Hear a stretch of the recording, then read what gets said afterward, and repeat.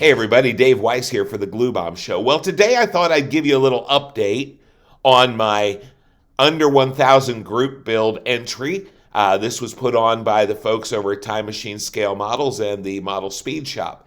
And here's what I'm building. This is the Blue Max Funny Car by MPC.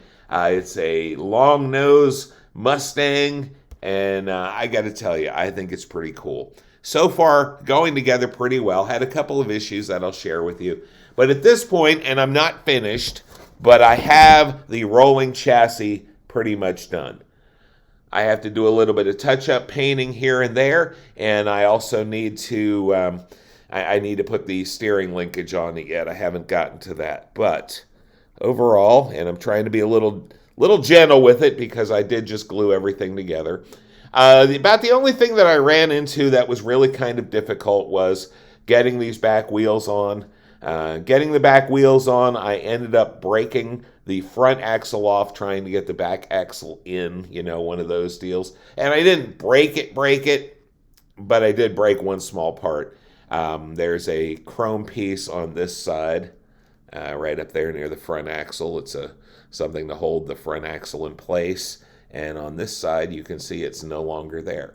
That's because when this broke off, I broke it in half. So I'm going to be looking for another part there for that. But overall, folks, this is a really good one. One thing I will say is follow the instructions closely.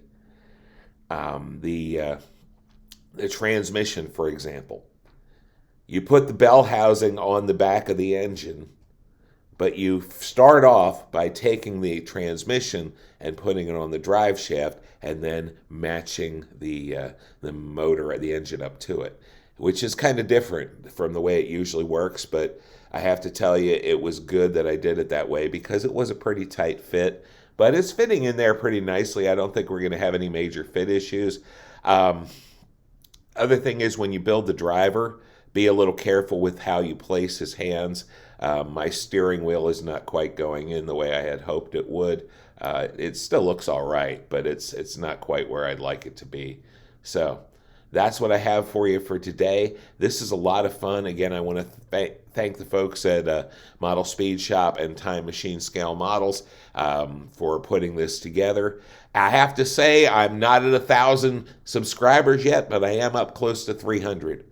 And so I think this is really working pretty well for me, and I'm really grateful to those guys, and I plan to keep on going. So if you're not yet a subscriber, please subscribe. I've got I'm creeping up on 200 videos on this channel, so there's a lot of content there to see. Basically, what I do is I do a review, unboxing of a kit, and then I do the review to tell you how it went together. I might be a little charitable with reviews because I tend to just make the best of it, even when I have a little bit of a fit issue, not a fish issue, a fit issue. Sometimes I'll have one of those, and I'll usually share about it.